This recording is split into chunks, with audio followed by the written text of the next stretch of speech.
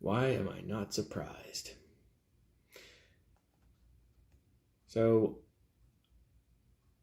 this is less of a let's plan it out and have points to talk about. It's more of a strictly fuck you sort of rant. So yeah, I'm kind of gonna go on a couple tangents and I don't really know where they're gonna end up. But I guess let's just see where it goes, okay? So, as you can tell, from me wearing my Deadpool shirt, Canadian superhero, one of the best. We're talking about our fearless dictator. Sorry, he's a dictator. No, he's a leader. No, dictator. Because I think it's not just Canadians saying this about Justin Tru Dope. And again, I beg the rest of the world. Heck, I'm begging people like Putin and Jinping and Kim Jong-un, please start referring to Trudeau as Tru Dope. Because the only thing he's done is, as I said, legalize pot, which is fine, okay? The potheads can walk around the street with a joint in their hand. Nobody gives a shit. But it's the idea that he hasn't done anything. He's just put more laws in place that restrict things, like Bill C-11.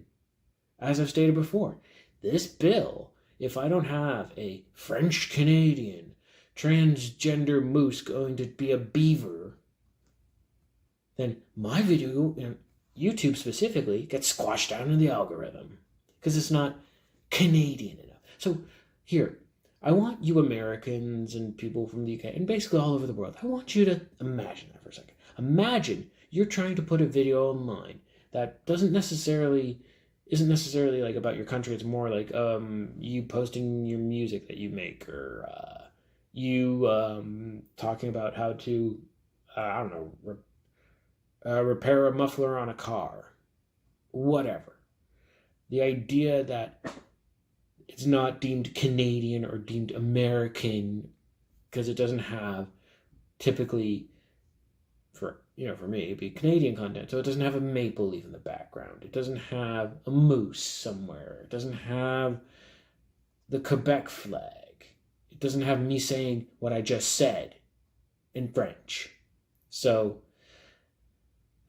kind of ironic that he's put a law in place. And then on top of that law, he's put a law saying, well, with Facebook and YouTube and all that, they need to pay their way.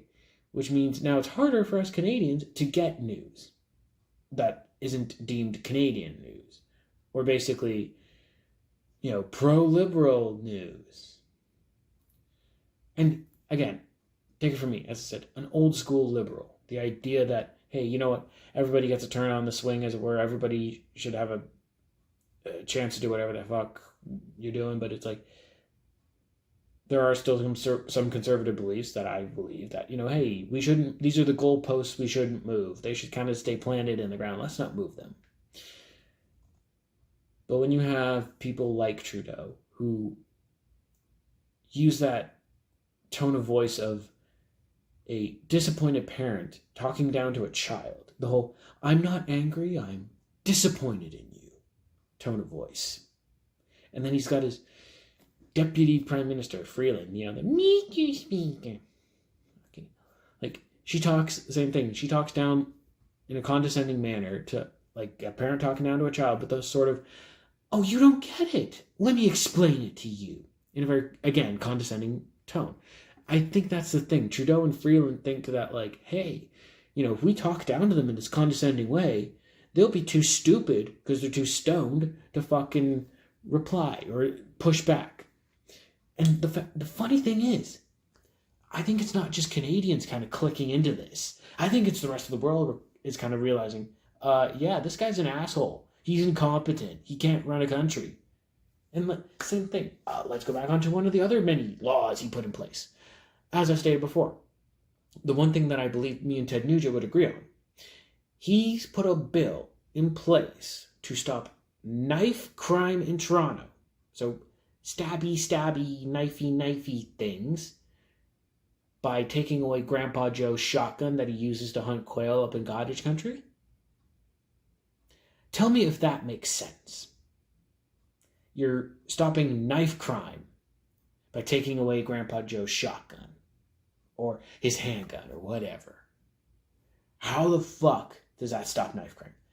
Because again, I'm guessing even Ted Nugent himself will say the same thing. Those are two completely different weapons. The way those weapons act and behave in the hands of someone handling them is two different.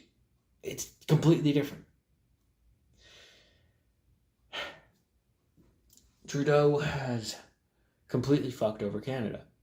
Honestly, it's probably one of the biggest regrets I ever fucking did back in 2016, voting for that incompetent twit.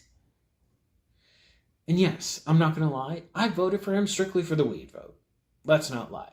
99% of the reason he got in 2016, I'm going to legalize pot. That was the main reason.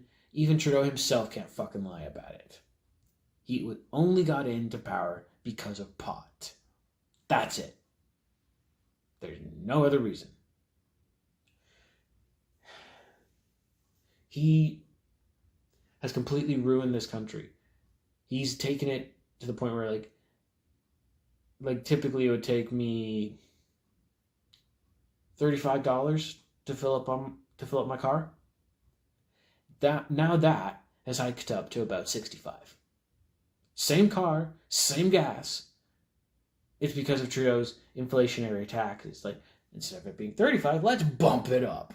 Oh, you need to pay $65. So, yeah, I can't afford that. I need that for my rent. Well, you need to put gas in your car to go to work, right?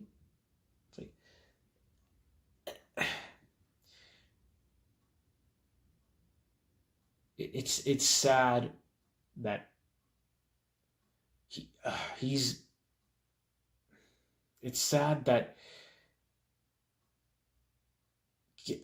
Canada, Canadians, like, I guess, if we had hindsight back in 2016, my generation being the millennials, if we had the hindsight to be like, yeah, he's going to fuck the country over really bad. Maybe you shouldn't vote for him.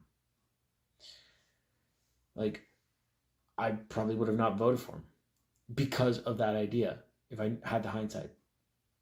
But I don't. Well, I have it now, but I had it then.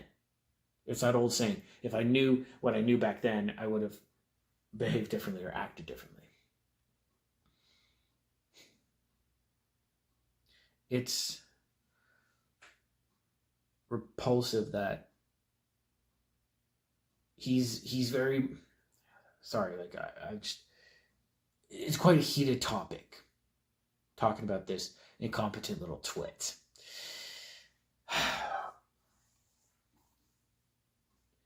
Basically,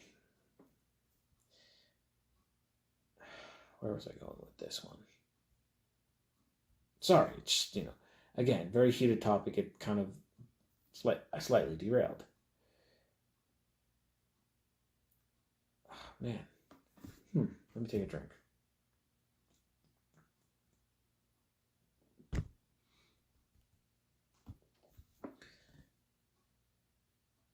It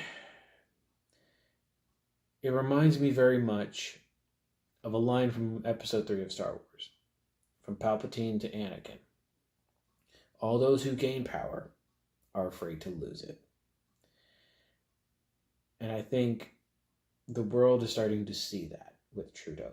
He's desperately clinging by his fingertips to power.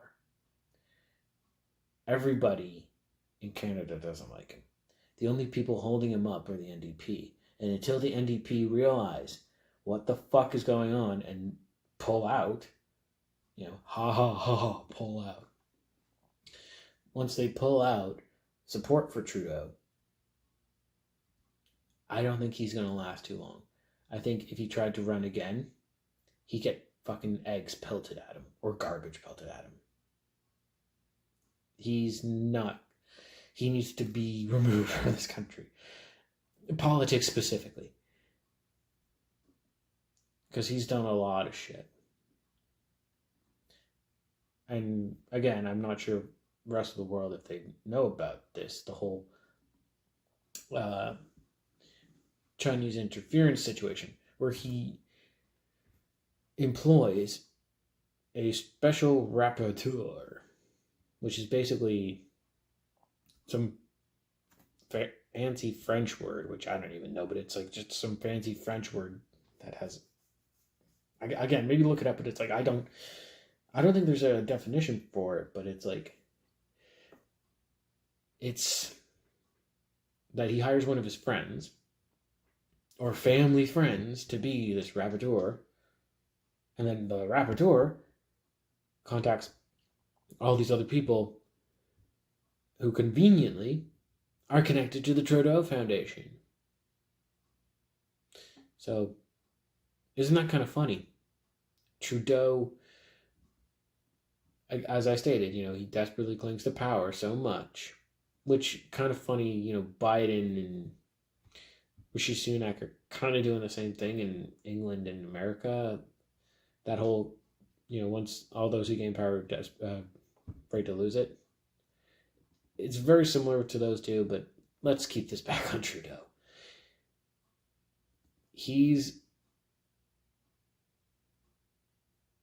I think Canada, and specifically the younger generation, so younger than the millennials, so Gen Z and Gen Alpha. Although, fuck, I don't know why they called it millennials. It's like, if you're going for the alphabet, just call it Gen Y. Sorry. Little tangent. Anyway, I think the younger generation needs to realize Trudeau seems to be saying all the right things to get your attention. Yeah, I support this, I support that. I think this is great. We should do that. We should give these guys tax cuts. But when it comes down to it, put it this way. So, Gen Z, you're what? Maybe late teens, early 20s? And Gen Alpha, you're like basically preteen.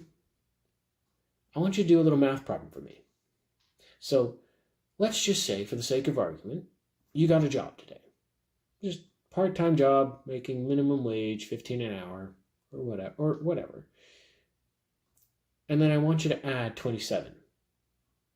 So whatever age you are now, whatever age that is, add 27 to that. Because whatever that number is going to be the age that you will be able to afford an apartment. Currently, I'm going to be 59 by the time I afford any apartment, thanks to the inflationary shit Trudeau's put in place. I think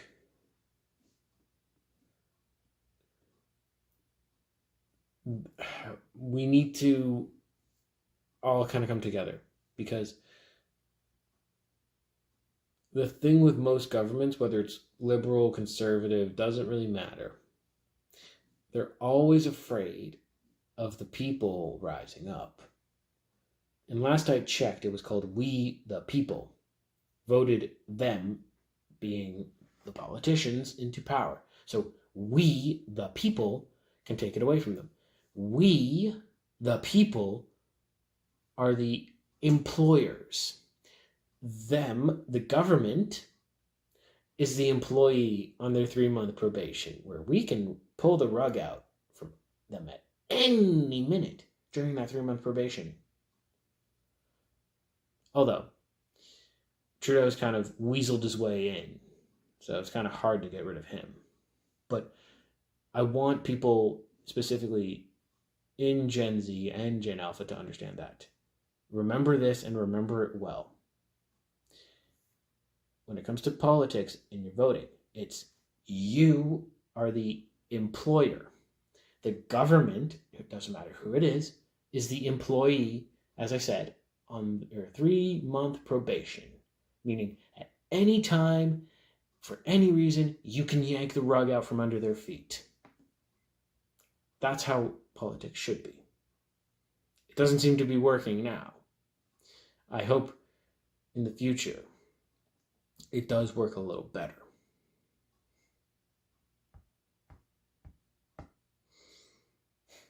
Well, I've rambled on a little bit. I'd rather finish the rant here than get any more heated and say something that I might regret. So let's just end it here. I will F with you later, guys. Bye.